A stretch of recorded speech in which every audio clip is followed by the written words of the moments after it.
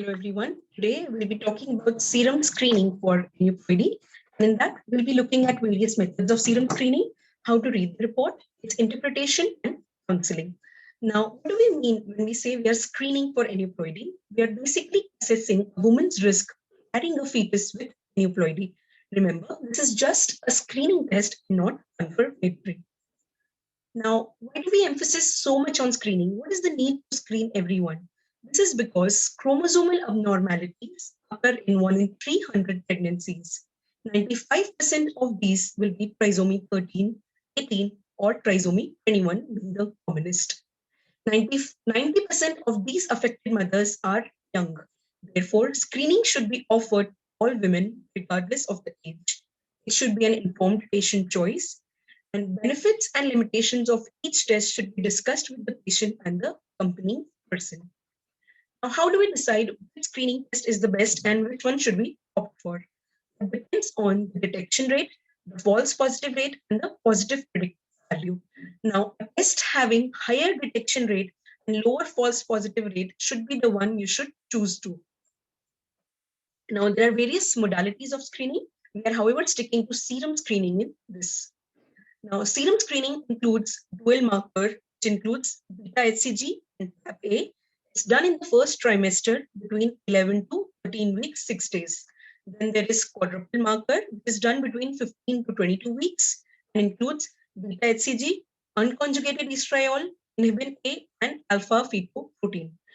Please remember, triple test or triple marker has low sensitivity and very high false positive rate.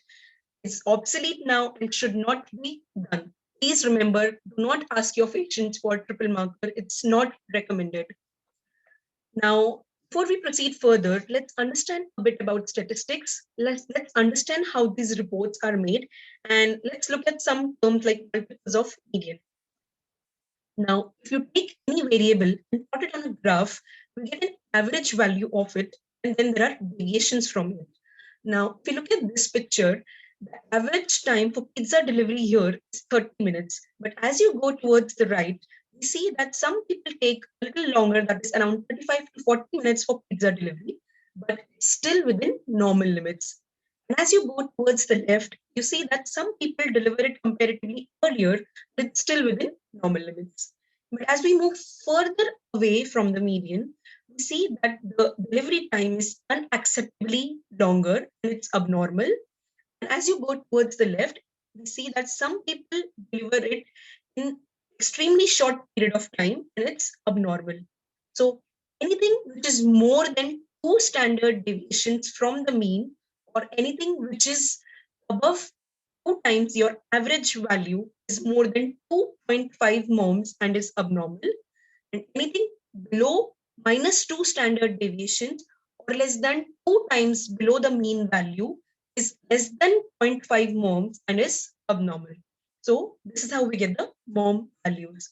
So mom or multiples of median is measure of how far an individual test results deviate from the median. Now, when we get the screening reports, we often get the results as 1 in 250, 1 in 300, 1 in 400, and so on. Now, what does that mean? It means 1 out of 250 women having the similar results and history, that is having the similar data, only 1 will have a baby with Down syndrome, and the remaining 249 pregnancies will be unaffected. Now, in case of Down syndrome, the beta HCG is more than 2.5 moms and TAP-A is lower. So if you look at this picture, the beta HCG here is more than 2.5 moms in case of Downs, and in unaffected pregnancy, it's normal. Similarly, TAP-A is on the lower side, it's less than 0.5 moms, while the TAP-A distribution in the unaffected pregnancy is this. In case of trisomy 13 and 18, all the markers are generally on the lower side. Now, there are various types of screening modalities, which includes your combined test for first trimester screening. Then there is quadruple test done in the second trimester, serum integrated or fully integrated test, step-by sequential screening, and contingent screening. Combined test, as the name suggests, combines the NT measurement along with beta HCG and TAP-A value, along with maternal age and other maternal characteristics. This is then, all these values are then put in a software and the final risk is calculated. Combined test has got a detection rate of around 87 to 90% with a false positive rate of 5%. It's a good test. It's done in the first trimester. And the advantage is that couple has got enough time to decide in case of an abnormal test. Now, for a good combined test, your NT measurement should be perfect. There are certain criteria for NT measurement, which I'm not getting into the details of. Then there is quadruple test, which is performed between 15 to 22 weeks.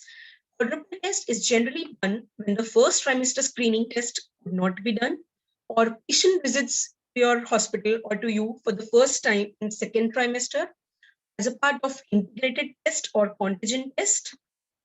It's also helpful to detect open neural tube defects. Now, coming to integrated screening. Integrated, as the name suggests, it integrates the two tests, the combined test and the quadruple test. So basically, combined test is done in the first trimester, but the results are withheld. The result is not disclosed to the patient. A quadruple test is then performed in the second trimester. The results of the two tests are then integrated, and the patient is then given a single test result. The final risk is calculated of the two tests, and then patient is given a single test. Remember, patient gets only one test result and is declared only in the second trimester. So the advantage of using an integrated test is that it has got a very high detection rate of around 95% with a false positive rate of 1%. But the problem here is that results are declared only in the second trimester, which increases the patient anxiety. Also, patient has to visit the hospital multiple times, so it can lead to non-adherence of the patient. And there are very few labs in India which perform proper integration. Now, one important point here to remember is multiple screening tests done independently are of no importance and are not recommended. We often come across patients who come to us with the first trimester screening test result, which has come out as low risk. Then they again come in the second trimester with a quadruple test report, which is also a low risk or whatever.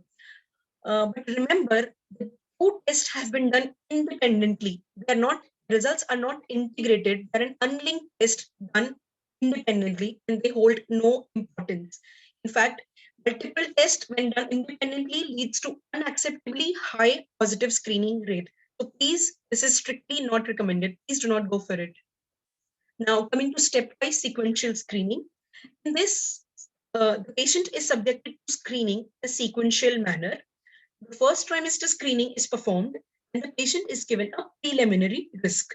This allows for earlier management option. Now, this model divides the patient into two groups, which is the high risk group and the low risk group. If the screening test result, the first trimester screening test result comes out as high risk, then the screening protocol is discontinued and the patient is advised to go for direct invasive testing. In case of low risk, we ask the patient to go for quadruple screening. The two test results are then integrated and then patient is given a final risk. Coming to contingent screening is the most commonly and widely used and one of the best method of screening. Now, this screening method classifies the aneuploidy risk as high risk, intermediate risk, and low risk. High risk is when the risk is more than 1 in 250.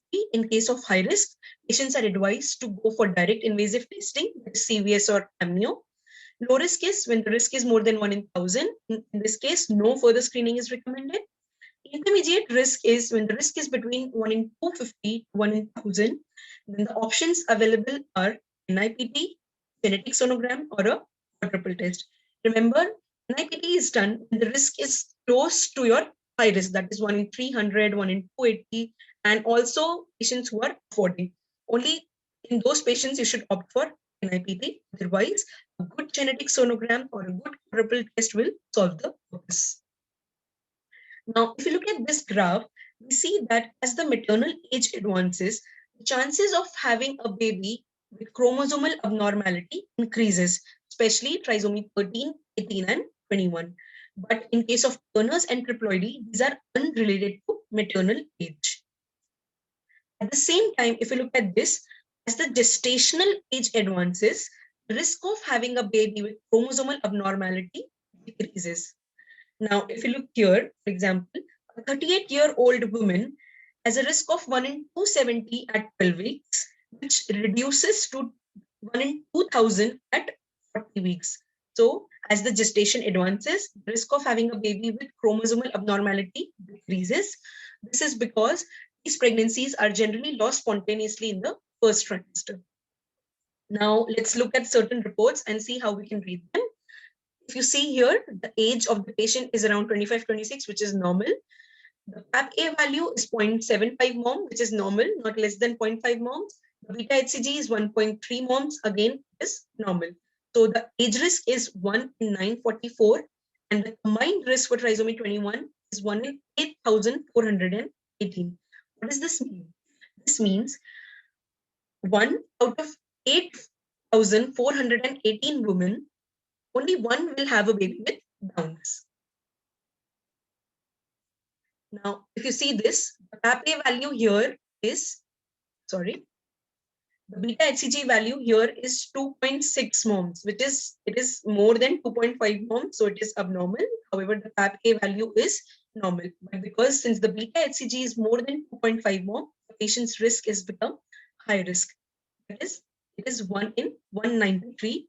So out of the 193 women having the similar results and history and data, only one will have a baby with Down syndrome, and the remaining 192 will have an unaffected pregnancy.